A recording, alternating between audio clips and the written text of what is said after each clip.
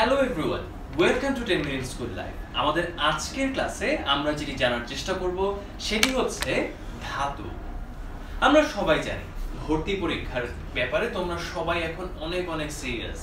অনেক অল্প সময় বাকি আছে ঢাকা বিশ্ববিদ্যালয়ে ঘ ইউনিট সহ অন্যান্য ভর্তি পরীক্ষা, এবং এর পাশাপাশি যারা এই ইউনিটগুলো যেগুলোতে বাংলায় তোমার পরীক্ষায় অবতীর্ণ হতে হবে সেই পরীক্ষাগুলোর জন্য প্রস্তুতি নিচ্ছ, তাদেরকে বিশেষ সতর্কতা অবলম্বন করতে হবে, কারণ বেশ কিছু কঠিন অধ্যায় রয়েছে যেগুলোর ব্যাপারে হয়তো তুমি আগে সিরিয়াস অতটা ছিলে না।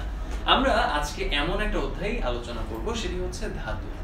ধাতু সম্পর্কে আমাদের অনেক সময় অনেক ভয় কাজ করে। আমরা ব্যাকরণের এই নির্দিষ্ট অধ্যায়টি পড়তে অনেক সময় দ্বিধাদ্বন্দ্বে ছিলাম, কিছু জিনিস আমাদের বোধগম্য হয়নি। আমরা আজকের ক্লাসটিতে পুরো জিনিসটা ভালোভাবে একদম পরিষ্কার করে তোমাদেরকে বোঝানোর চেষ্টা করব। আমরা দেখব যে ধাতুর একদম আদ্যপান্ত, অর্থাৎ ধাতুর সংজ্ঞা, ধাতুর প্রকারভেদ, এবং এর পাশাপাশি প্রত্যেকটা প্রকারভেদের কিন্তু আবার প্রকারভেদ রয়েছে। সুতরাং সেই প্রকারভেদগুলোর বিস্তারিত আলোচনা আমরা করব, এবং এর পাশাপাশি তদ্ধিত প্রত্যয় এইটি সম্পর্কেও আমরা আলোচনা করব। কারণটা কি? কারণ হচ্ছে ধাতুর সঙ্গে প্রত্যয় অনেক বেশি ওতপ্রোতভাবে জড়িত, এবং এই ক্ষেত্রে নাম ধাতু রয়েছে এবং ক্রিয়া ধাতু রয়েছে। সেই নাম ধাতু এবং ক্রিয়া ধাতু দুই ধরনের ধাতুর ক্ষেত্রেই আমাদের প্রত্যয়ের প্রয়োজনীয়তা রয়েছে, এবং দুই ধরনের প্রত্যয়ের মধ্যে আমরা এই আজকের ক্লাসে তদ্ধিত প্রত্যয় সম্পর্কে একটা বিস্তারিত আলোচনা করার চেষ্টা করব। তবে আমাদের যেটা মনোযোগের বিষয় হবে সেটি হচ্ছে তদ্ধিত প্রত্যয়ে ভর্তি পরীক্ষার ক্ষেত্রে কিছু বিষয় অবশ্যই জানা জরুরি, এবং সেগুলোর ক্ষেত্রে আমরা জোর দিব। সুতরাং বুঝতেই পারছো, বেশ একটা কম্প্রিহেনসিভ ক্লাস আজকে আমাদের ক্লাসটিতে আমরা নিতে যাচ্ছি। সুতরাং এখন আমরা শুরু করি যে ধাতুর একদম শুরুর জায়গাটি থেকে, ধাতুর প্রথম গল্পটি কি সেটা বোঝার থেকে আমরা শুরু করব। প্রথমেই আমরা যেটা এখানে এই স্লাইডটিতে দেখিয়েছি সেটি হচ্ছে ধাতু কিভাবে গঠিত হয়। একটু খেয়াল করলেই বুঝবে যে ধাতুর ক্ষেত্রে আমরা দেখতে পাচ্ছি যে ক্রিয়াপদ সমান ক্রিয়ামূল প্লাস প্রত্যয়, এইভাবে একটা ক্রিয়াপদ গঠিত হয়েছে। তোমার কি মনে আছে যে ক্রিয়াপদ বলতে আসলে আমরা কোনটিকে বুঝে থাকি? আমরা এর মধ্যেই জানি যে ক্রিয়াপদ বলতে আমরা সেই করা, খাওয়া, যাওয়া, এই ধরনের যেই শব্দগুলো রয়েছে, যে শব্দগুলো দিয়ে কোনো কিছু কাজ করাকে বোঝায় বা কোনো কিছু করাকে বোঝায়, সেগুলোকেই বলা হয়ে থাকে ক্রিয়াপদ। এবং ক্রিয়াপদের ক্ষেত্রে আমরা একটা গুরুত্বপূর্ণ অংশ অনেক সময় মনে রাখার চেষ্টা করি যে ক্রিয়াপদটা কিভাবে গঠিত হয়েছে, সেটি বোঝার জন্য আমাদের এই ধাতুর অংশটা জরুরি। সুতরাং ক্রিয়াপদ, এই যে করা, খাওয়া, যাওয়া, এগুলো কিন্তু এমনি গঠিত হয় না। এগুলো গঠন করার জন্য আমাদের ক্রিয়ামূলের প্রয়োজন হয়, অর্থাৎ একটা মূল শব্দ রয়েছে, যে মূল শব্দ থেকে এই ক্রিয়াপদটা এসেছে, এবং তার সঙ্গে একটা প্রত্যয় আমরা যুক্ত করি অথবা ক্রিয়া বিভক্তি যুক্ত করি, যেটার মাধ্যমে পুরো ক্রিয়াপদটা গঠিত হতে পারে। আমরা এই ক্ষেত্রে দেখতে পাচ্ছি যে করা, খাওয়া, যাওয়া, এই পদগুলোর মধ্যে আমরা এই যে করা অথবা করে, এই যে অংশটুকু বা এই পদটুকু নিয়ে একটু ঘাটাঘাটি করার চেষ্টা করি। খেয়াল করে দেখো, এই যে করে শব্দটি, এটি গঠিত হয়েছে কর যোগ এ। দেখেছো, কর যোগ এ, এর মাধ্যমে করে শব্দটা গঠিত হয়েছে। করে এই ক্রিয়াপদটা গঠনের জন্য আমাদের এই যে ক্রিয়ামূল এবং এই যে একটা প্রত্যয়, এই দুটো অংশের দরকার ছিল। এই ক্রিয়ামূলের আরেকটা নাম হচ্ছে ধাতু। সুতরাং বোঝা যাচ্ছে যে একটা ক্রিয়াপদ গঠন করতে হলে আমাদের দুইটা অংশ প্রয়োজন, একটা হচ্ছে ক্রিয়ামূল, আরেকটা হচ্ছে প্রত্যয়। এই ক্রিয়ামূলের আরেকটা নাম হচ্ছে ধাতু। সুতরাং একদম সহজ সংজ্ঞা। কিন্তু এখানে একটা ইন্টারেস্টিং ব্যাপার আছে। ইন্টারেস্টিং ব্যাপার হচ্ছে যে আমরা যখন ধাতু গঠন করি, ধাতু গঠনের ক্ষেত্রে আমরা মধ্যম পুরুষের তুচ্ছার্থক অনুজ্ঞায় আমরা যেই পদটা ব্যবহার করে থাকি, সেইটি আজকে আমরা ধাতু হিসেবে বিবেচনা করব। সেটা কেমন? যেমন মধ্যম পুরুষ মানে কি? মধ্যম পুরুষ মানে হচ্ছে তুমি, আপনি, তুই এগুলো। এবং যদি তুচ্ছার্থক মধ্যম পুরুষ বলা হয়, আমরা অনেক সময় তুচ্ছভাবে কাউকে বোঝানোর জন্য মধ্যম পুরুষের কোন রূপটি ব্যবহার করি? তুই, তাই না? আমরা তুই অনেক সময় আপনজনের কাছেও ব্যবহার করে থাকি, কিন্তু তুচ্ছার্থকভাবে কোনো একজনকে বোঝানোর জন্য আমরা অনেক সময় তুই কথাটা ব্যবহার করি বা তুই সম্বোধনটা ব্যবহার করি। এবং এর পাশাপাশি আমরা এই তুইয়ের সঙ্গে যেই ক্রিয়াপদটা ব্যবহার করার চেষ্টা করি সেটা কেমন? যেমন আমরা যদি কাউকে বলি তুই কাজটা কর, তাই না? এইভাবে বলবো। সুতরাং এইভাবে এর পাশাপাশি আমরা আরো বিভিন্ন ভাবে গঠন করতে পারি, যেমন তুই খা, তুই যা, এরকম ভাবে আমরা বলতে পারি একটা বাক্য। এবং এই ক্ষেত্রে আমাদের যেটা বিবেচনার বিষয় সেটি যে এই ক্রিয়ামূল যেটির কথা আমরা বলছি সেটি বর্তমান কালের অনুজ্ঞায় তুচ্ছার্থক মধ্যম পুরুষের রূপ, তাই না? মধ্যম পুরুষের সঙ্গে আমরা যে ক্রিয়াপদটা ব্যবহার করি একদম সেটাই কিন্তু এই কর, খা, যা, খা, এরকম সবগুলোই, হ বা এরকম ভাবে তুমি যতগুলোই বলো না কেন, ক্রিয়ামূলকে আমরা সাধারণত বর্তমান কালের অনুজ্ঞায় তুচ্ছার্থক মধ্যম পুরুষের রূপে দেখতে পাই। সুতরাং ধাতুর যে প্রাথমিক ধারণা এবং ধাতু বলতে কি বোঝে, ধাতুর স্ট্রাকচারটা কেমন হয় সেটি সম্পর্কে আমরা কিন্তু একটা প্রাইমারি ধারণা পেয়ে গিয়েছি। আমরা এখন দেখব যে ধাতুর প্রকারভেদগুলো কেমন হতে পারে। তোমরা কেউ কি জানো যে ধাতুর প্রকারভেদগুলো কি কি? আমরা একটু দেখার চেষ্টা করি যে ধাতুকে আমরা কিভাবে ভাগ করি। আমি একটা ক্লু দেই, এর মধ্যে তোমরা ভাবতে থাকো যে ধাতু হচ্ছে 3 প্রকার। ধাতুকে আমরা 3টা ভাগে ভাগ করতে পারি। এই 3টা ভাগ কি কি আমরা খেয়াল করাই তোমাদের। যেমন ধাতু হচ্ছে মৌলিক ধাতু, সাধিত ধাতু, যৌগিক বা সংযোগমূলক ধাতু। দেখতে পাচ্ছ যে আমরা 3 ধরনের ধাতু এই জায়গায় দেখতে পাই। এবং এই ক্ষেত্রে আমাদের যেটা বিবেচনার বিষয় সেটি হচ্ছে যে মৌলিক ধাতু, সাধিত ধাতু, যৌগিক বা সংযোগমূলক ধাতু 3টা কিন্তু সম্পূর্ণ পৃথক রূপের। এবং এই ক্ষেত্রে আমরা যদি প্রত্যেকটার আলাদা আলাদা সংজ্ঞা দেখি তাহলে আমরা বুঝতে পারবো যে কিভাবে এগুলো গঠিত হয়েছে। আমাদের পরীক্ষায় যদি আসে যে কয় প্রকারের ধাতু গঠন হয়ে থাকে, তাহলে আমরা মৌলিক ধাতু, সাধিত ধাতু এবং যৌগিক বা সংযোগমূলক ধাতু এই 3 প্রকার ধাতুর কথা তোমাদের কাছে বলবো। সুতরাং এখন আমরা দেখি যে মৌলিক ধাতু, হ্যাঁ, মৌলিক ধাতু এইটির সংজ্ঞাটা কেমন হতে পারে। মৌলিক ধাতুর সংজ্ঞা কেমন? মানে মৌলিক কথাটার মানে হচ্ছে কোনো একটা বিষয় যদি ভেঙে আমরা কোথাও বোঝাতে চাই, তখন আমরা কি দেখি? আমরা কখনো কখনো কোনো জিনিসকে একেবারেই ভাঙতে পারি না। তোমাদের বিজ্ঞানে তোমরা মৌলিক পদার্থের কথা পড়েছিলে, মনে আছে? আমরা বলেছিলাম যে যেই পদার্থকে ভাঙলে আর কোনো পদার্থ পাওয়া যায় না সেগুলোকে আমরা মৌলিক পদার্থ বলে থাকি, তাই না? সুতরাং মৌলিক ধাতু বলতেও আমরা এমন সব ধাতুকে বুঝে থাকি যেই ধাতুর ক্ষেত্রে আমরা অন্য কোনো বিভাজন দেখতে পাবো না। অর্থাৎ যেসব ধাতু বিশ্লেষণ করা সম্ভব নয় তাকে মৌলিক ধাতু বলা হয়। আমরা বুঝতে পারছি যে কিছু কিছু ধাতু রয়েছে যেই ধাতুগুলোকে তুমি একেবারেই ভাঙতে পারবে না, সেই ধাতুগুলোকে আমরা বলছি মৌলিক ধাতু।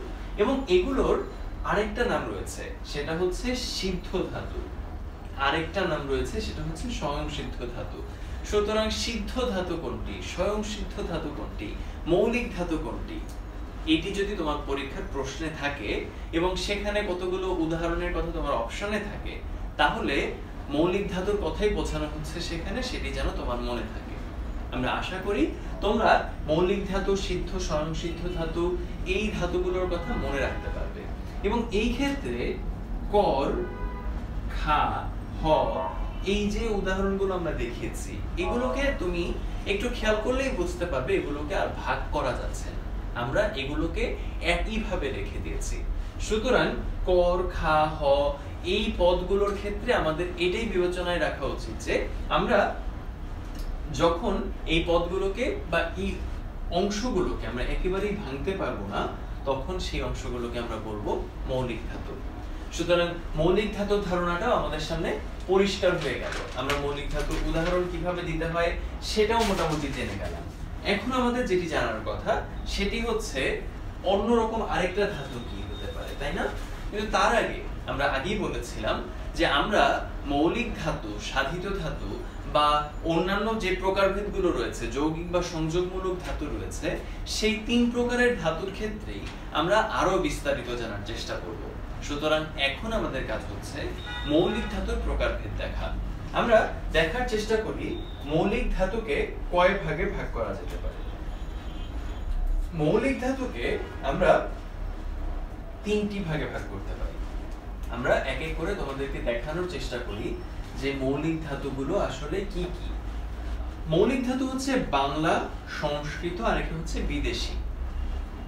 দেখতেই পাচ্ছ আমরা মৌলিক ধাতুকে 3টি ভাগে ভাগ করতে পারি। মৌলিক ধাতুকে 3টি ভাগে ভাগ করার পর আমরা দেখতে পাচ্ছি যে একটা অংশ আমাদেরকে বলছে যে সেটা পুরোপুরি বাংলা, তাই না? আমরা বাংলার ক্ষেত্রে যেটা বুঝতে পারি সেটা হচ্ছে যে সরাসরি, আমরা একবার লিখে দিচ্ছি, সরাসরি সংস্কৃত থেকে আসেনি। সরাসরি সংস্কৃত থেকে আসেনি এমন সব ধাতুকে আমরা বলছি বাংলা মৌলিক ধাতু। এবং এই ক্ষেত্রে এটি বিবেচ্য বিষয় এই যে সংস্কৃত থেকে যদিও বা এসে থাকে সেটা হয়তো কিছুটা পরিবর্তিত রূপে এসেছে, এমন সব ধাতুকে আমরা বাংলা ধাতু বলছি।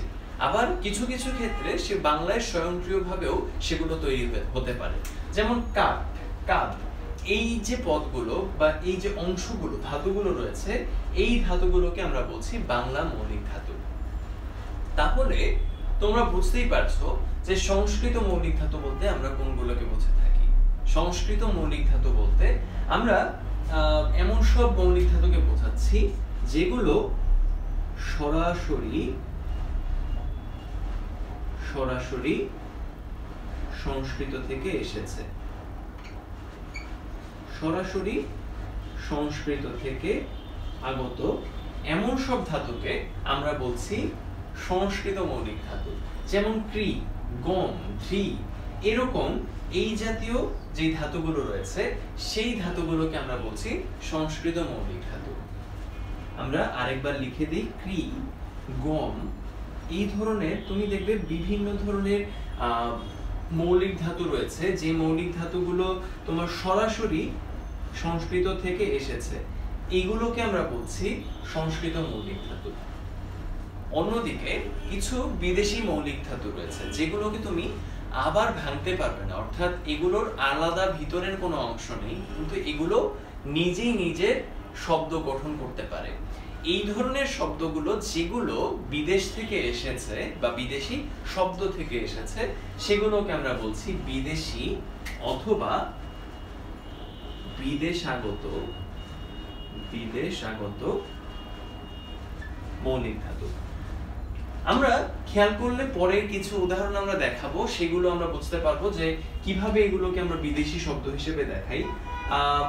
এর পাশাপাশি আমরা আশা করি তোমরা এখানে দেখতে পাচ্ছ, এর পাশাপাশি আমরা এখনো কিছু উদাহরণ দেখাই, যেমন বিগর, ফির,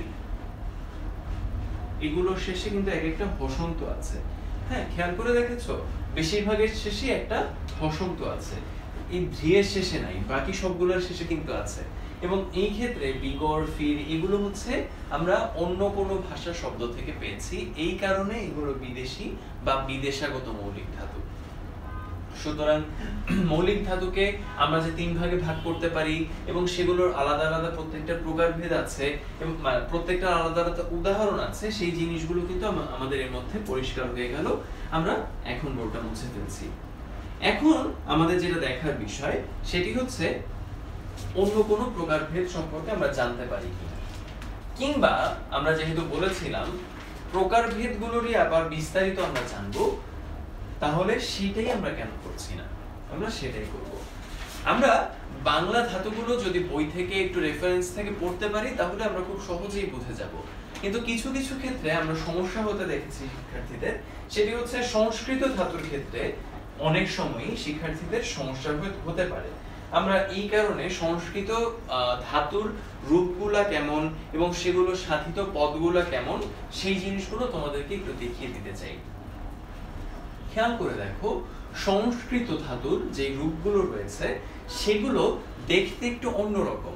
আমরা সাধারণত দেখতে পাই যে সেগুলো দেখতে বাংলা ধাতুর মতো অন্তত নয়, যেমন অঙ্ক এরকম, হ্যাঁ, আবার কথ, কৃত, এইগুলো কিন্তু সংস্কৃত ধাতু, কিন্তু এগুলো দেখেই হয়তো তুমি সব সময় বুঝতে পারবে না যে সেগুলো কি ধরনের সাধিত পদ গঠন করতে পারে। তবে আমরা একটু আন্দাজ করতে পারি। যেমন অঙ্ক, এটা যেহেতু বোঝাচ্ছে সেহেতু এই অঙ্কন বা অঙ্কিত শব্দ দুটো দেখার আগেই কিন্তু আমরা ভাবতে পারি যে অঙ্কন, অঙ্কিত এই শব্দগুলোই এটা দিয়ে গঠন করা হতে পারে। যেমন পথ দেখলে তোমার হয়তো সবার আগে মনে হবে কথা, এই কথাটার কথা, তাই না? সুতরাং এখানে দেখছো সাধিত পদ হিসেবেও কথ্য, কথিত এই পদগুলো পাওয়া গিয়েছে। আবার কৃত, এগুলো ব্যবহার করে আমরা কর্তন, কর্তিত এই ধরনের পদগুলোকে পেয়েছি। সুতরাং আমরা এখান থেকে বুঝতে পারছি সংস্কৃত ধাতু এবং সাধিত পদের মধ্যে পার্থক্যটা কেমন ভাবে তৈরি হতে পারে, সাধিত পদ কেমন ভাবে তৈরি হয়, এবং এর পাশাপাশি এটাও জানলাম যে সংস্কৃত ধাতুর বেশ কিছু উদাহরণ রয়েছে যেগুলো আমাদের মনে রাখা প্রয়োজন। আমরা আরেকটু দেখার চেষ্টা করি আরো বেশ কিছু উদাহরণ যেগুলো আমাদের কাজে রাখতে পারে। ভর্তি পরীক্ষায় তোমাকে এমন ভাবে প্রশ্ন করা হতে পারে যে তোমাকে জিজ্ঞাসা করা হতে পারে যে এই সংস্কৃত ধাতুটির সাধিত পদ নিচে কোনটি, অথবা এই কথিত এই সাধিত পদটির সংস্কৃত ধাতু নিচের কোনটি, বা এই সাধিত পদের ধাতু নিচের কোনটি। সেই ক্ষেত্রে যেন তোমরা সঠিকভাবে উত্তর করতে পারো সেই কারণে কিছু উদাহরণ আমরা তোমাদেরকে দেখানোর চেষ্টা করছি। আমাদের সামনে আরো কিছু উদাহরণ রয়েছে, যেমন কহ, এরকম একটা সংস্কৃত ধাতু রয়েছে। দেখতে পাচ্ছ আমরা অনেক সময় এটা পড়েছি যে কহেন কবি কালিদাস, এই ধরনের লাইন আমরা শুনেছি, এবং এর পাশাপাশি কহিয়া কহিয়া গেল, এই ধরনের শব্দ, লাইন, এগুলো আমরা অনেকটাই পরিচিত। সুতরাং কহ, এটা থেকে কওয়া সাধিত পদটি যেটি তৈরি হয়েছে সেটার মানে যে বলা, সেটা কিন্তু আমরা সহজেই বুঝতে পারছি। এর পাশাপাশি কাঁদ, এইটার কথাও আমরা বুঝতে পারছি এটা কি বোঝাচ্ছে, কাদা, কাঁদুনে, অর্থাৎ কাদা, এইটা কিন্তু আমাদের নিত্যদিনের একটা ব্যাপার। আমরা আশেপাশে দেখি, আর নয় নিজেরা মাঝে মাঝে কেঁদে উঠি, এবং এই কারণে কাঁধ দেখলে আমরা যেন বুঝতে পারি যে এটা কোন সাধিত পদকে নির্দেশ করছে। এর পাশাপাশি থাক, এটা যেমন থাকা তৈরি করেছে, পর, এটা যেমন পড়া তৈরি করেছে, তাই না? সুতরাং আমরা এখান থেকে দেখতে পাচ্ছি যে সংস্কৃত ধাতু কিভাবে সংস্কৃত সাধিত পদ সহজেই তৈরি করে ফেলতে পারে, এবং এই ক্ষেত্রে তোমাদের পরীক্ষার প্রশ্নের ধরন সম্পর্কে আমরা একটু আলোচনা করেছি। আমরা আশা করি যে সংস্কৃত ধাতু বিষয়ক এই উদাহরণগুলো তোমরা মনে রাখবে, এবং এর পাশাপাশি তোমরা অন্য কোনো বই থেকেও দেখে নিতে পারো যে সংস্কৃত ধাতুর অন্যান্য উদাহরণ কেমন হতে পারে। এখন আমরা দেখব যে বিদেশাগত বা বিদেশি যে ধাতুগুলোর কথা আমরা সাধারণত বলে থাকি সেগুলো দেখতে আসলে কেমন হয়। আমরা একটু বোঝার চেষ্টা করি যে অন্যান্য যেসব ধাতু রয়েছে সেই ধাতুগুলোর মধ্যে বিদেশি ধাতুর ব্যবহার বা প্রচলন অনেক বেশি। আমরা আগেই বলেছি যে এটার কারণটা কি। এটার কারণ হচ্ছে যে আমাদের দেশে এক সময় প্রচুর বাইরে থেকে লোক বাণিজ্য করতে এসেছে, অনেকে এখানেই স্থানান্তরিত হয়েছে যারা অন্য দেশের ছিল। আরব দেশ থেকে অনেক বেশি মানুষ এসেছে, ভারতবর্ষের বিভিন্ন অঞ্চল থেকে আমরা এখানে মানুষ আসতে দেখেছি।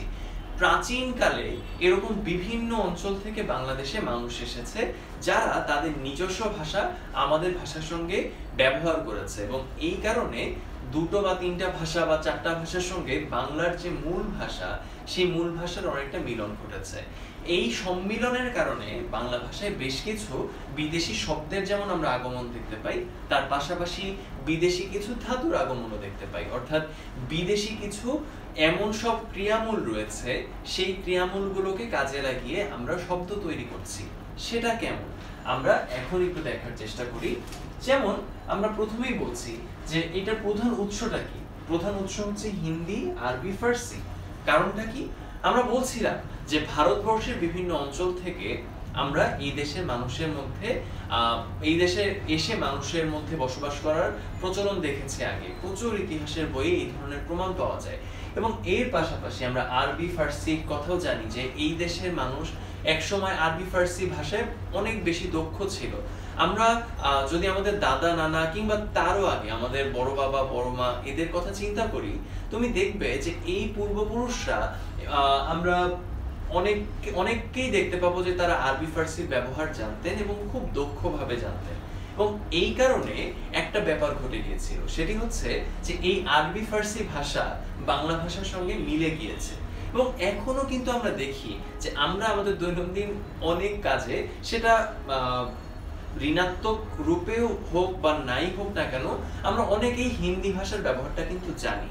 এবং সেইটার কারণে এইভাবে তোমার ভাষার উপর একটা প্রভাব পড়তেই পারে। তুমি আজকে যদি হিন্দি ব্যবহার করো তোমার ভাষায়, তোমার মৌখিক কোনো ভাষার সঙ্গে, তুমি দেখবে যে আজ থেকে 50 বা 60 বছর পরে সেই ভাষাটা হয়তো তোমার মূল ভাষার সঙ্গে মিশে গেছে, অর্থাৎ অন্যান্যরাও তোমার দেখা দেখি ব্যবহার করা শুরু করেছে।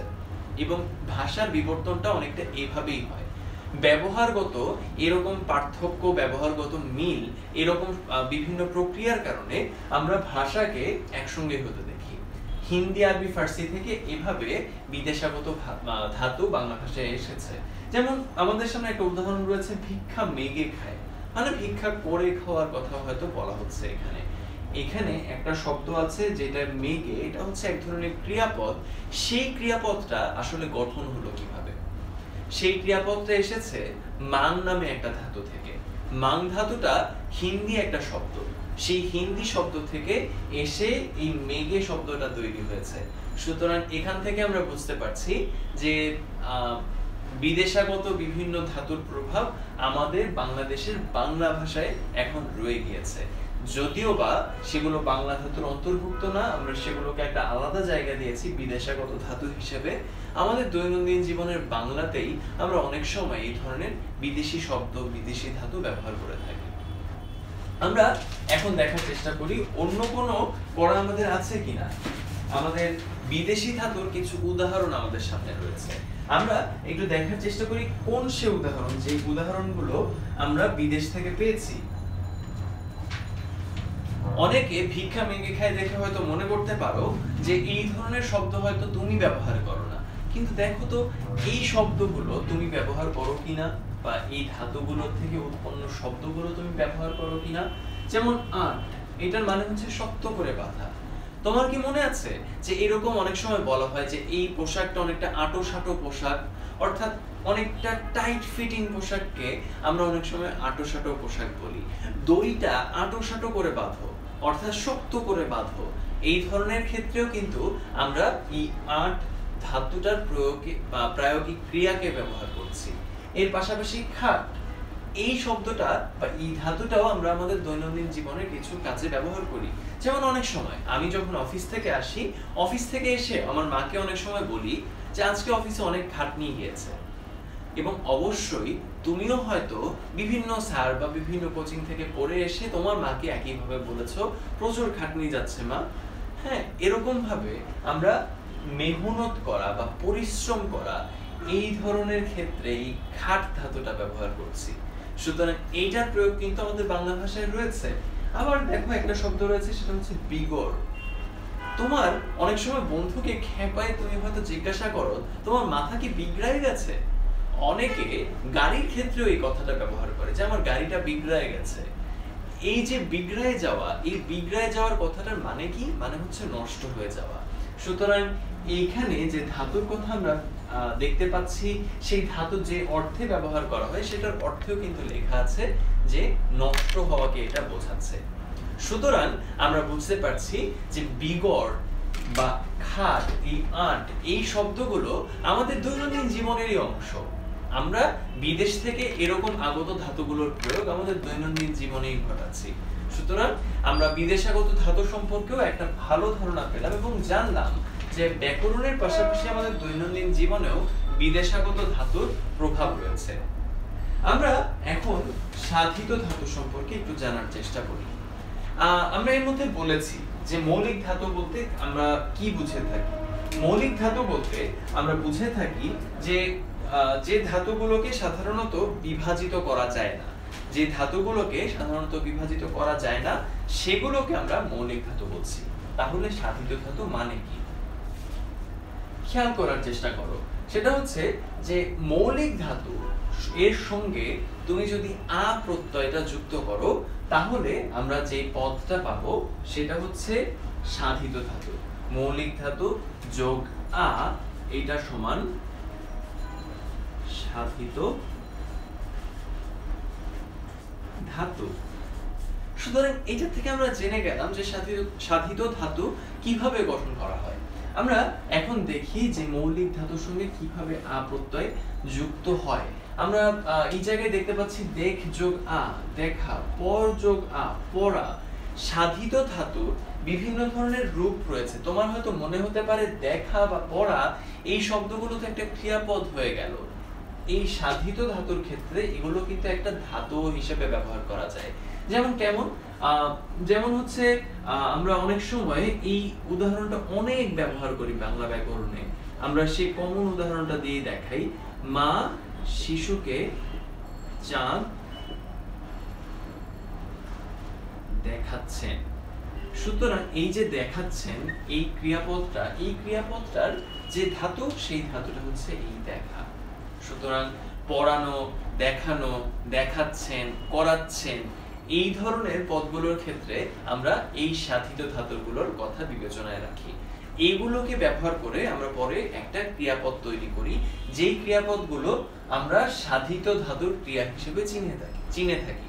সুতরাং আমাদের কাছে সাধিত ধাতুর যে প্রাথমিক ধারণা সেটা আশা করি পরিষ্কার হয়ে গেছে। আমরা জেনে গিয়েছি যে সাধিত ধাতু কিভাবে গঠন করা যায়, সাধিত ধাতুর রূপটা কেমন হতে পারে, সেটার সঙ্গে যে একটা আ প্রত্যয় যুক্ত হতে পারে সেটাও আমরা জেনে গিয়েছি। সুতরাং এটা থেকে আমরা সাধিত ধাতুর সংজ্ঞায়নটা জানলাম এবং তার স্ট্রাকচার বা গঠনটা জানলাম। কিন্তু সাধিত ধাতুর ক্ষেত্রে কোনো প্রকারভেদ আছে কি? এটা কিন্তু আমাদের জন্য জানা জরুরি। আমরা একটু দেখার চেষ্টা করি যে সাধিত ধাতুর ক্ষেত্রে প্রকারভেদগুলো আসলে আছে নাকি, এবং থাকলেও সেটা কত প্রকার। সাধিত ধাতু আসলে কত প্রকার হতে পারে? সাধিত ধাতু আমরা দেখতে পাচ্ছি সাধিত ধাতু হচ্ছে 3 প্রকার। আমরা এই জায়গায় দেখতে পেলাম নাম ধাতু, প্রযোজক ধাতু, কর্মবাচ্যের ধাতু। এই 3 প্রকার ধাতু রয়েছে যেগুলো সাধিত ধাতু হিসেবে আমরা ব্যবহার করতে পারি। সুতরাং এই জায়গায় আমাদের জন্য এটা পরিষ্কার যে সাধিত ধাতু হচ্ছে 3 প্রকার। এখন আমরা দেখি যে নাম ধাতু, প্রযোজক ধাতু, কর্মবাচ্যের ধাতু, এই ধাতুগুলোর কথা যখন আমরা বলছি এই ধাতুগুলোর রূপটা কেমন। নাম ধাতু যেমন আছে আমাদের সামনে ঘুম যোগ আ, অর্থাৎ আমরা যেহেতু বলেছিলাম সাধিত ধাতু মানেই হচ্ছে আ প্রত্যয় যোগ করা হবে, সুতরাং এই ক্ষেত্রেও একই কাজ হয়েছে যে নাম ধাতু এটা গঠন করা হয়েছে ঘুম যোগ আ এর মাধ্যমে। আবার প্রযোজক ধাতু কর যোগ আ এর মাধ্যমে গঠন করা হয়েছে। আবার কর্মবাচ্যের ধাতু দেখ যোগ আ এইটা এইভাবে গঠন করা হয়েছে। কর্মবাচ্যের ধাতু এটা আমরা পরবর্তীতে অবশ্যই ব্যাখ্যা করছি, কিন্তু এর মধ্যে তোমরা ভাবার চেষ্টা করো যে কর্মবাচ্যের ধাতু বলছি যখন, তখন আমাদের কর্মবাচ্য জিনিসটা খুব ভালোভাবে জানা থাকা প্রয়োজন।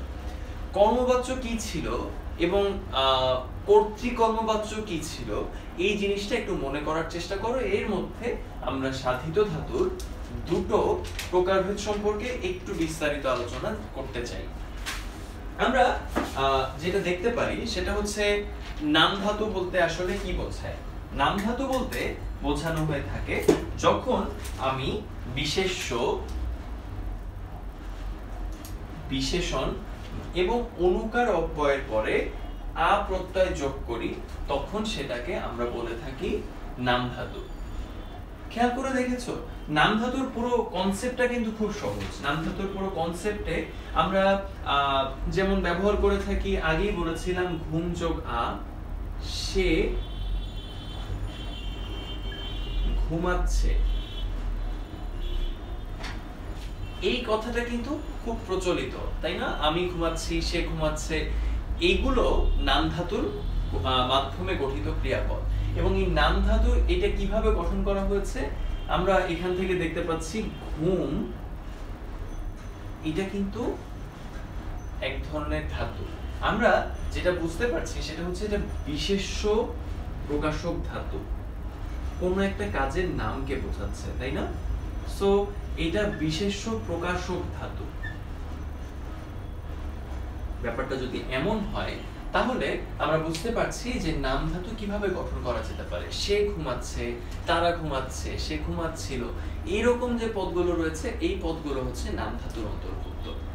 আমরা এখন দেখি প্রযোজক ধাতু বলতে আসলে কি বোঝানো হয়। প্রযোজক ধাতু বলতে বোঝানো হচ্ছে মৌলিক ধাতুর পরে প্রেরণার্থ আ যোগ করা হলে তা হচ্ছে প্রযোজক ধাতু।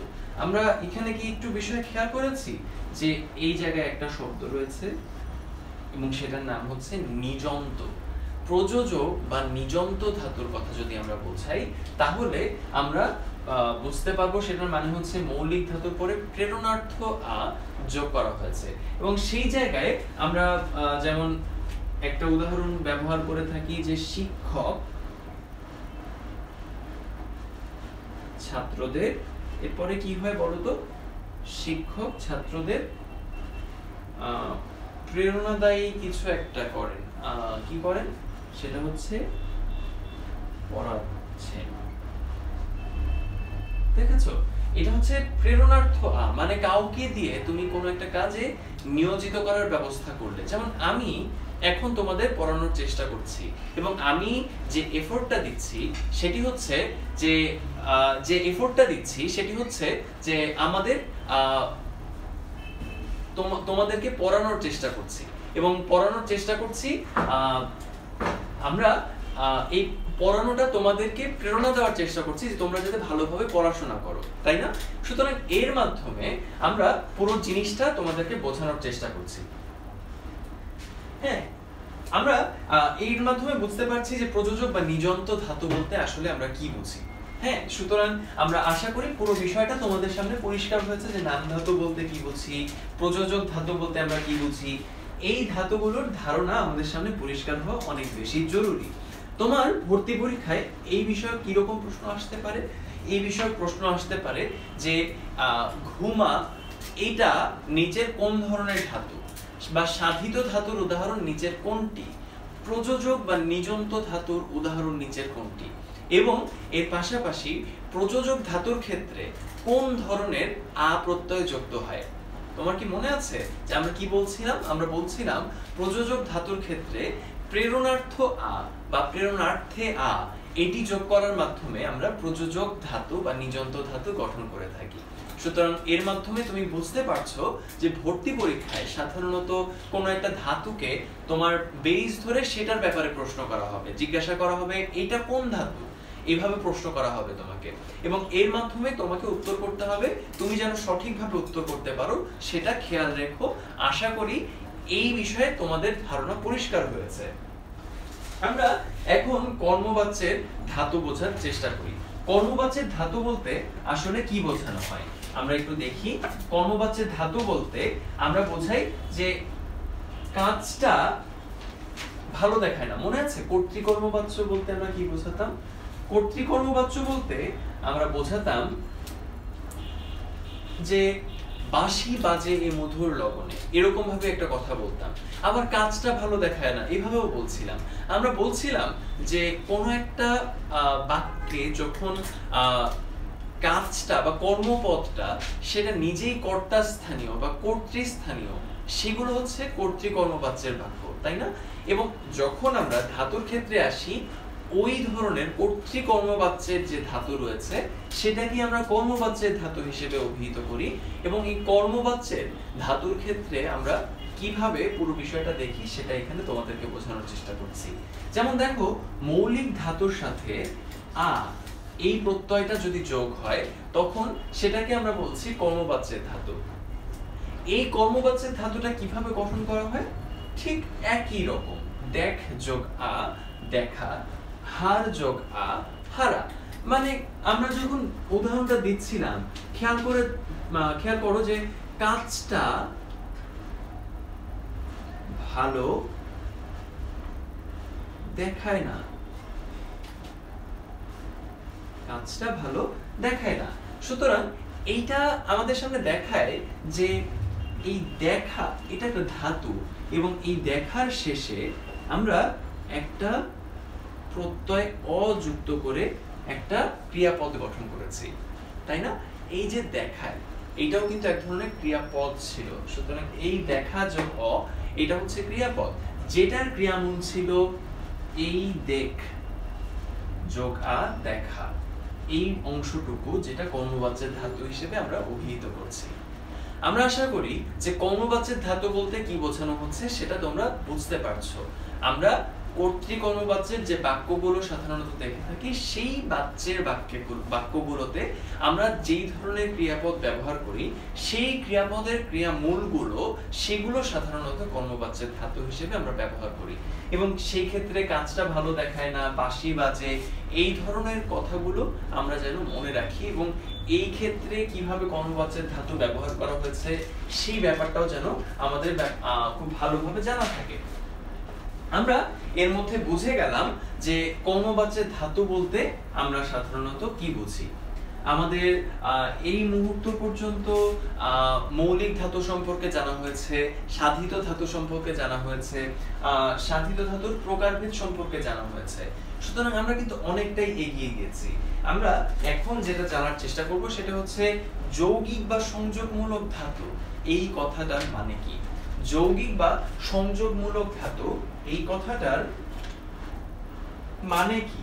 আসলে আমরা যেটা করার চেষ্টা করি এখানে সেটা হচ্ছে বিশেষ্য, বিশেষণ বা ধনাত্মক অব্যয় বা অনুকারক অব্যয়, এগুলোর সঙ্গে আমরা কিছু শব্দাংশ সাধারণত যুক্ত করি, এবং এর মাধ্যমে আমরা এক ধরনের ধাতু প্রস্তুত করি। সেটা কেমন? সেটা হচ্ছে যেমন বিশেষ্য, বিশেষণ, ধনাত্মক অব্যয় যোগ কর, দে, পা, খা, ছাড় সবগুলো এটা শেষে একটা হসন্ত হবে।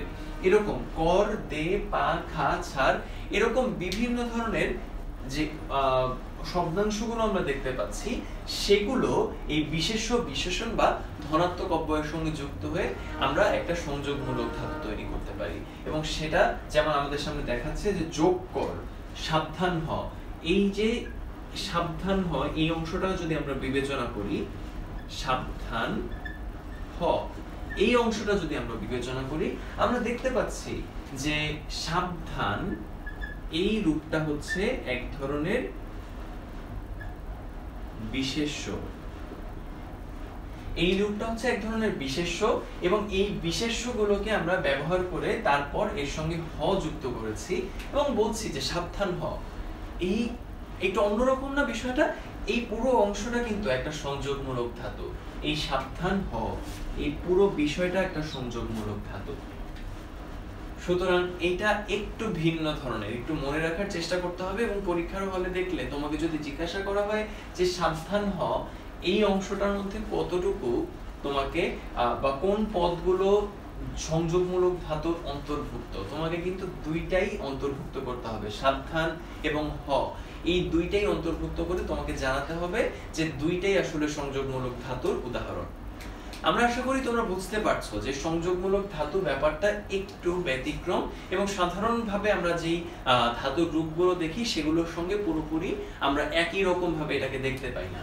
সুতরাং সংযোগমূলক ধাতু কিভাবে গঠিত হয় এবং সেটার ব্যবহারটা কেমন সেই সম্পর্কেও আমাদের একটা ধারণা হলো। আমরা এখন দেখার চেষ্টা করব যে তদ্ধিত প্রত্যয় এই বিষয়টা আসলে কেমন। আমরা এর মধ্যে দেখেছো অনেক কিছু আমাদের জানা হয়ে গিয়েছে।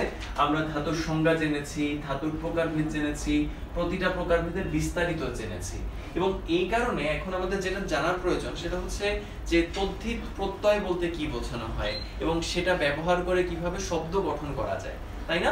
আমরা যদি এটা গঠন করতে পারি তাহলে আমরা দেখব যে তদ্ধিত প্রত্যয় ব্যাপারটা আসলে কিভাবে ধাতুর সঙ্গে যায়। আমরা শুরুতেই বলে রাখি যে ধাতু এটা কিন্তু আবার দুই ধরনের, এক ধরনের হতে পারে নাম ধাতু আর একটা হচ্ছে ক্রিয়ার ধাতু। আমরা এতক্ষণ সাধারণত বললাম ক্রিয়ার ধাতুর কথা। আমরা তদ্ধিত প্রত্যয়টা সাধারণত নাম শব্দের সঙ্গে ব্যবহার করে থাকি। আমাদের এই কারণে এই জিনিসটা জানা প্রয়োজন যে খেয়াল করে দেখো যে তদ্ধিত প্রত্যয় এখানে বলা হচ্ছে যে ছেলেটা বড়ই লাজুক। খেয়াল করছো যে এই শব্দটা আমরা যখন বলছি বা বড়াই করা ভালো না, এখানে কতগুলো নাম শব্দ রয়েছে। এই যে বড়াই করা, লাজুক, এগুলো হচ্ছে এক এক ধরনের নাম শব্দ। এই নাম শব্দগুলোকে আমরা কিন্তু ভেঙে ফেলতে পারি। আমরা লাজুক শব্দটাকে লাজ যোগ উক এইভাবে গঠন করতে পারি, তাই না? এইভাবে যদি গঠন করি তাহলে আমাদের সামনে যেই রূপটা দেখা যাবে সেটা হচ্ছে লাজুকের এই রূপটা। আবার আমরা বর যোগ আই, খেয়াল করে দেখো যে প্রত্যেকটা শেষে কিন্তু হসন্ত দিচ্ছি। বর যোগ আই সমান সমান বড়াই।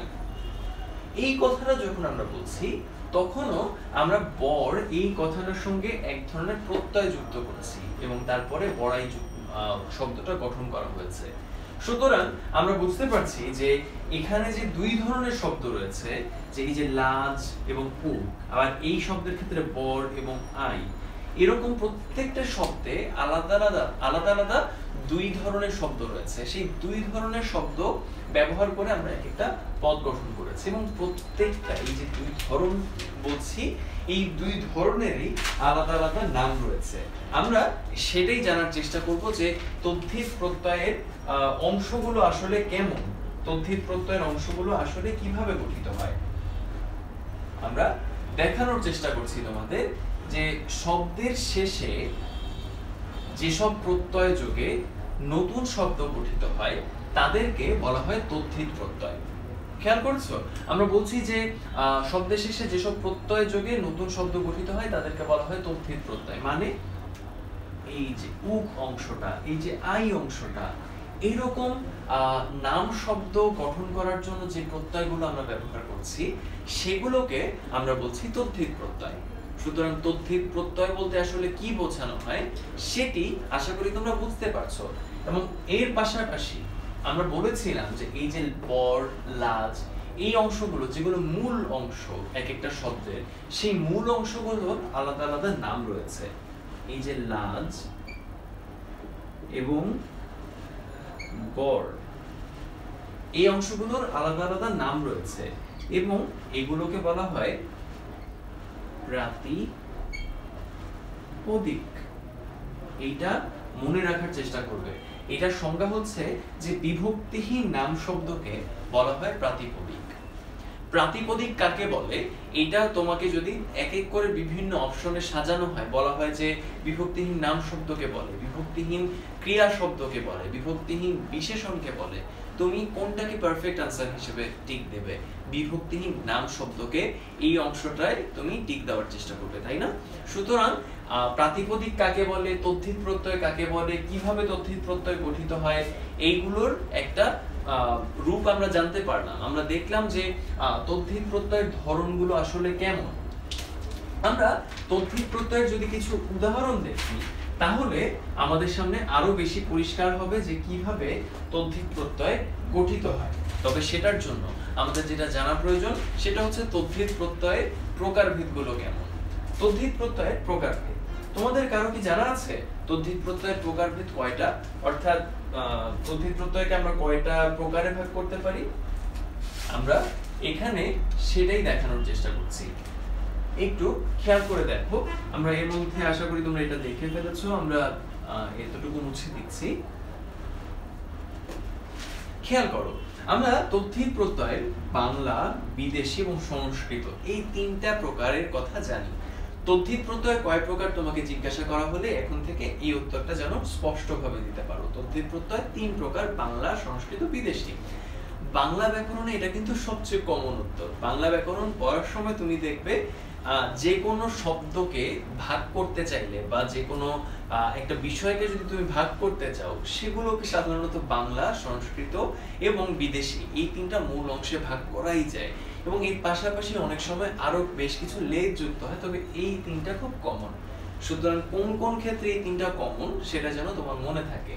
আমরা এখন প্রত্যেকটার আলাদা আলাদা উদাহরণ দেখার চেষ্টা করব এবং ব্যাখ্যা করার চেষ্টা করব কিভাবে তদ্ধিত প্রত্যয়কে কাজে লাগানো হয়েছে এখানে।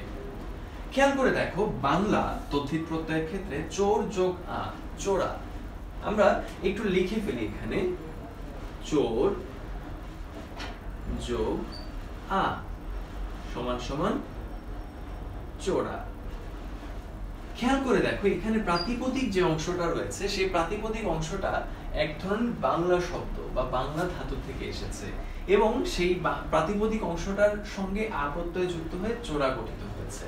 সুতরাং মূল শব্দ বা এই যে মূল অংশটা এবং এর পাশাপাশি উৎপন্ন যে শব্দ সেই দুটোই যদি বাংলা হয়ে থাকে তাহলে সেটা চোখ বন্ধ করে বাংলা তদ্ধিত প্রত্যয়ের উদাহরণ। এবং এর পাশাপাশি যদি আমরা বিদেশি এই উদাহরণ দেখতে চাই, যে বিদেশি দেখো এখানে আমরা ওয়ালা নামে একটা প্রত্যয় দেখতে পাচ্ছি। ওয়ালা অনেক সময় আমরা ওয়ালা রূপেই ব্যবহার করি, অনেক সময় আলা রূপে ব্যবহার করি।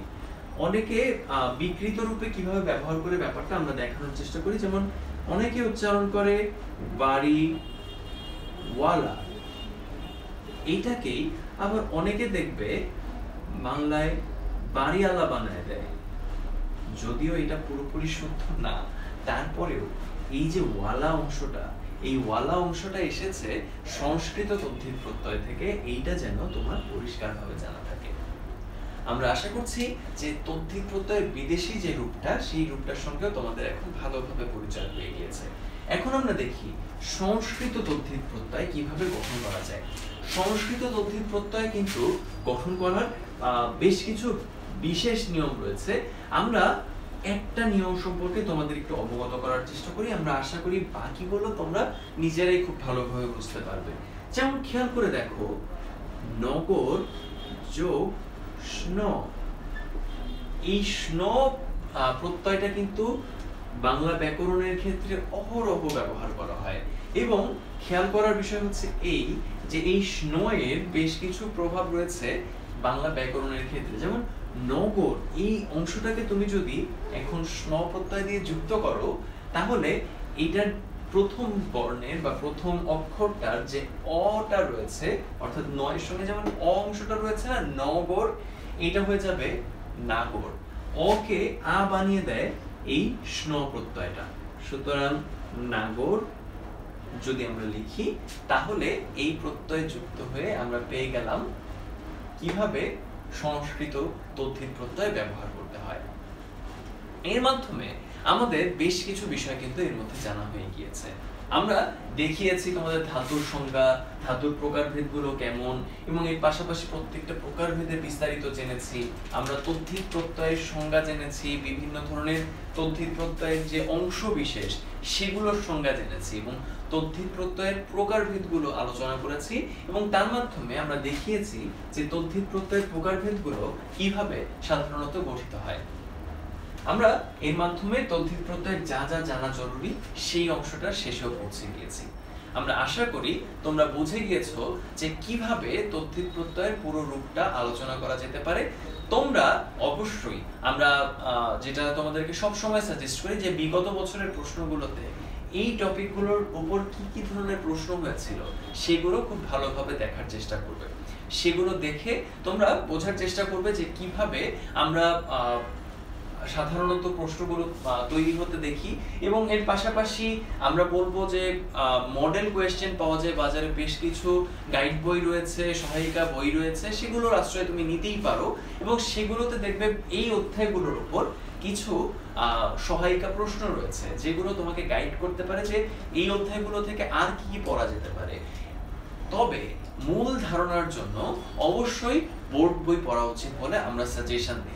সেই ক্ষেত্রে তুমি ডক্টর মুনির চৌধুরীর বাংলা ব্যাকরণের দ্বিতীয় পত্রের যে নবম দশম শ্রেণীর বইটি রয়েছে সেটি অনুসরণ করতে পারো, সেটা বেশ সমৃদ্ধ একটা বই। এর পাশাপাশি অন্য কোনো বাংলা ব্যাকরণের অন্য যে কোনো বই যেগুলো বোর্ড কর্তৃক স্বীকৃত সেগুলো তুমি অনুসরণ করতে পারো। আশা করি প্রত্যয়ের এই ক্লাসটা এবং এর পাশাপাশি ধাতুর যে বিস্তারিত আলোচনার ক্লাস সেই সম্পর্কে তোমাদের একটা ভালো ধারণা হয়েছে। তোমাদের মনে যদি কোনো প্রশ্ন থাকে অবশ্যই কমেন্টে আমাদেরকে জানাতে পারবে এবং আমরা সেগুলোর উত্তর দেওয়ার চেষ্টা করব। তোমাদের সবাইকে অনেক অনেক ধন্যবাদ জানিয়ে আমাদের আজকের এই ক্লাসটি এখানেই শেষ করছি। সবাইকে অনেক অনেক ধন্যবাদ।